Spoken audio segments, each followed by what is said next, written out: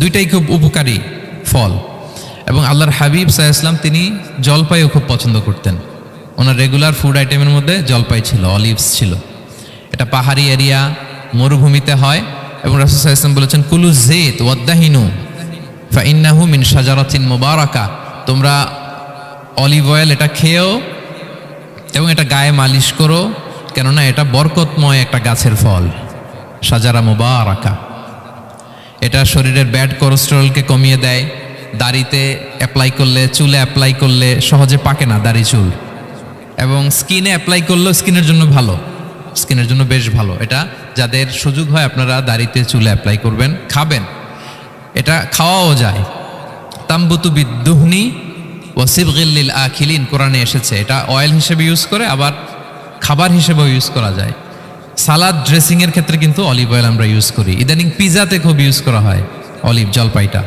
তো এটা আপনারা খেতে পারেন, এটা খুবই সুস্বাদু। এবং জলপাই গাছের মানে জাইতুন গাছের ডালের মেসোয়াক খুব ভালো হয়। আল্লাহর হাবিব সাল্লাল্লাহু আলাইহি ওয়াসাল্লাম জাইতুনের ডাল দিয়ে মেসোয়াক করতেন। তিনি বলতেন, নি'মা সিওয়াকিয়া জাইতুন, সবচেয়ে শ্রেষ্ঠ মেসোয়াক হচ্ছে জাইতুনের, মিনাশ শাজারাতিল মুবারাকা, কারণ এটা বরকতময় গাছের ডালা। এবং ফাইন্নাহু সিওয়াকি ওয়া সিওয়াকুল আম্বিয়া মিন ক্বাবলি, এই জাইতুনের ডাল দিয়ে আমিও যেমনি মেসোয়াক করি, আমার আগে যত নবী পৃথিবীতে এসেছে সবাই জাইতুনের ডাল দিয়ে মেসোয়াক করত। আল্লাহ বলেন ওয়াত্তিনি ওয়াজ জাইতুন, তিনের শপথ আর জাইতুনের শপথ। এরপর আল্লাহ তাআলা বললেন ওয়াতুরি সিনিন, সিনাই পর্বতের শপথ।